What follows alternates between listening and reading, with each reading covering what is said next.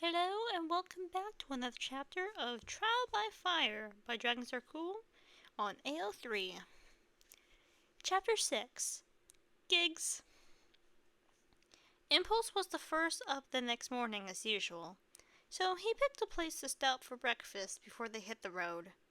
He was a little surprised to see Skiz was up already when he pulled into their breakfast stop. The angel usually slept a lot longer after reviving him, but Scar really hadn't seemed to cause him as much trouble as Impulse knew he usually did.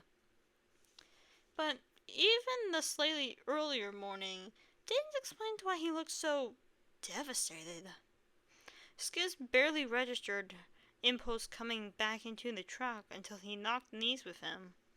He looked up at Impulse from where he sat on his hammock.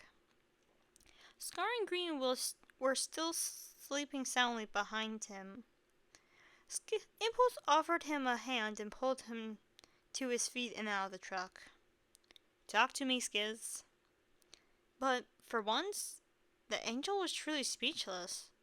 He opened his mouth and closed it, shaking his head. He looked stunned.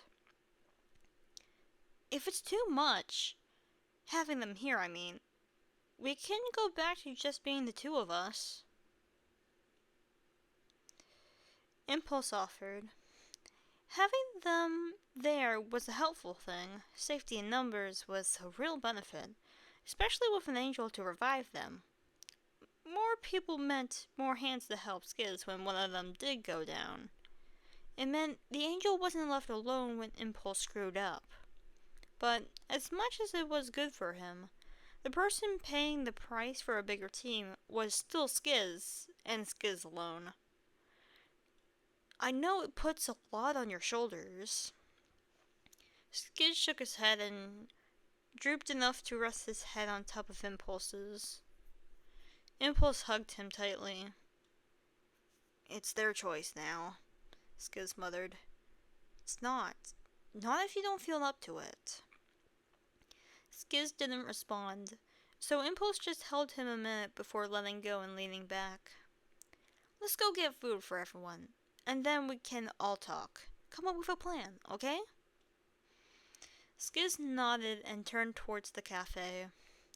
He dropped a wing around Impulse's shoulders, pulling him close to his hide. Impulse just knocked his head into Skiz's shoulder, gently in reassurance. He had a feeling this was going to be a heavy morning. He was glad for the long drive to give them all a bit of time to unwind from whatever would happen before needing to save face for the other hermits. The hermits knew what they did. They knew the general public feared them for it. The hermits were a bit smarter than that, though. But he and Skiz did try and shelter them from the worst of their work. Even if they knew the truth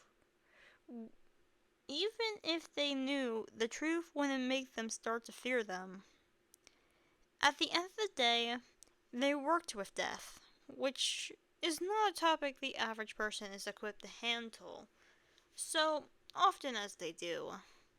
He knew stress working as a doctor at the local hospital also kept a lot of the hardships of her job close to the vest. They had people outside of the hermits to talk to about it to spare them that.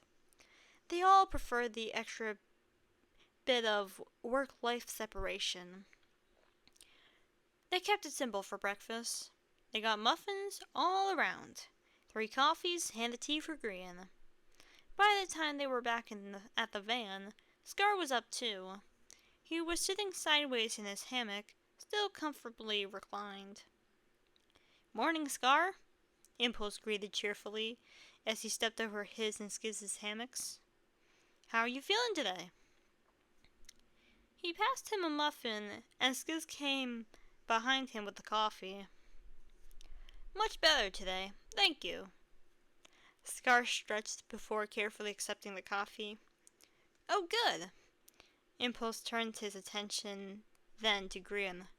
"What about you, G? Awake yet?" He poked at the lump in the hammock overhead and got a grunt and a flinch. Green shuffled about a bit, slowly before a mop of bed head poked out of the top of the hammock. He had huge bags under his eyes, and looked even more exhausted than Skiz had. Impulse grimaced. You okay? A bit tired, Green mumbled, rubbing at his eyes. And sore again. Do you want some help down? We got you tea, Impulse offered. Once could have been a coincidence, but now whatever was making Green sick after the investigation warranted looking into a little more closely. But he couldn't do that right now. Green nodded and finished untangling himself from his blanket. Skiz stepped up to help him down, being a better height to reach him. Impulse didn't say anything when they clung to each other a bit more than the situation required. The angel helped get Green settled on Impulse's hammock before grabbing the stool to sit next to where Impulse was standing. Impulse passed him the tea and the muffin. He cradled the warm beverage gratefully, ignoring the food for a moment. Well, Impulse rocked a bit on his feet, hands clasped tightly behind him. That was, I won't say more typical, but definitely closer to the usual experience of an investigation. He supposed it would be better to jump right into it. The drive would be helpful to decompress, but they did still want to make it home at a reasonable time. Things don't always go as smoothly as they did for us at Tim's place. We understand if you guys don't want to stay after that, he continued. Green and Scar exchanged a look. Scar nodded before they turned back to the experienced investigators. I think we'll stick it out for a while. Green spoke for them.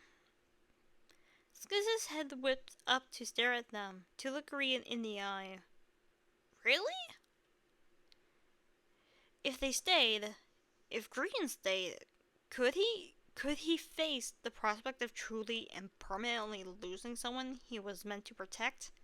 Again? Hey, Skiz. Impulse put a hand on his shoulder. You okay? Skiz shook his head and looked at his hands. They were shaking, and some of the eyes beginning to open. Green? I can't. I don't know how to. What's going on, Skiz? Take a deep breath for me, okay?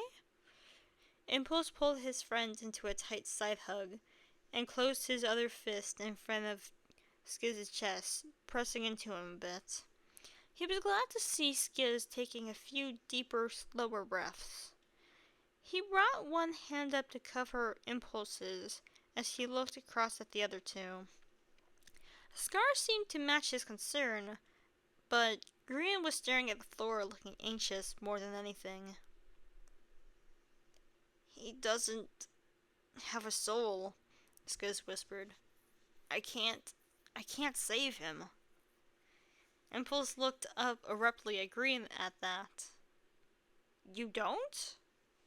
The avian shook his head. You do know that means a ghost can't kill you the way it kills us, right? Skiz and Green both looked up at him. It would have to, I don't know, stab you or something. And most ghosts aren't strong enough to wield weapons like that. Seriously? Skiz looked back to Green. Yeah, if you don't have a soul, you are way harder for a ghost to kill. And even if they do have a weapon, that's a solid object. You can use something to block it. That's good, Green conceded. Did you know this? Skiz was staring back at Green now. Green shook his head again. Then why did you agree to stay? He shrugged and looked down again. I don't know. It's interesting, and Scar's okay now, and... He shrugged once again. I feel like I should. Grian, there's absolutely no obligation for you to stay. Impulse took a serious tone. None. This was a trial run to see if you like investigations. No strings attached. I know. Grian continued to stare at the floor. I feel like I should. For me, he clarified. I don't know why. Impulse frowned. Not sure what to make of it, but Skiz continued on in the conversation then. Okay, but if we get an armed ghost, you're staying in the truck. I can't. No, I can't even think about that. He closed his eyes and raised his hands as if warding off the thoughts. Okay. Impulse sighed, passing his attention between the two a few times, trying to wrap his head around the whole situation. Somehow, they hadn't been scared off yet, which frankly felt like a miracle. What about you, Scar? The Vex shrugged too. I also think it's interesting. I like all the weird equipment, and it's clearly very exciting. And the death wasn't even that bad. You're a very good angel, Skiz. Impulse smiled and squeezed Skiz's shoulders a bit, and knocked on his chest in a silent, I told you so. They'd known each other nearly their whole lives. Skiz knew Impulse was being honest every time he would say something along those lines, but coming from a person who wasn't necessarily aware of his internal struggles, it was a lot harder to brush off. Great.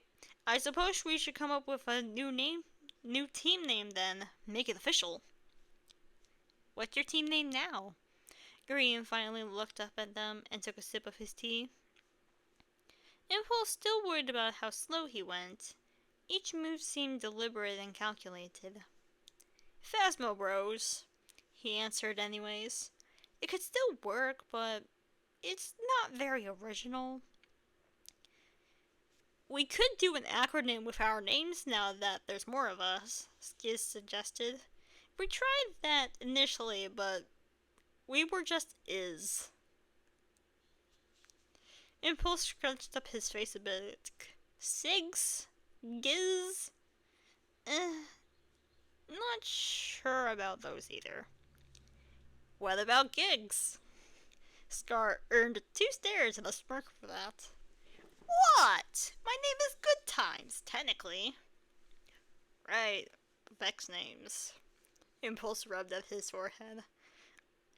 I still don't really understand how that works. Yeah, it doesn't matter too much. Scar dismissed. I don't really get it either. I know what my parents called me, and what I'm supposed to put on legal stuff. Anywhere else, he shrugged. I can be who I want. Hey, fair enough, man. I do like the sound of gigs, though. I think that works. Skiz sounded much more like himself now. Impulse nodded in agreement with the team Angel. Sounds good to me, Green chipped in. Alright, I'll update our team in the GIN when we report them for tort then. Impulse grinned. Welcome to the Ghost Investigation Network, guys. And that is the end of Trial by Fire.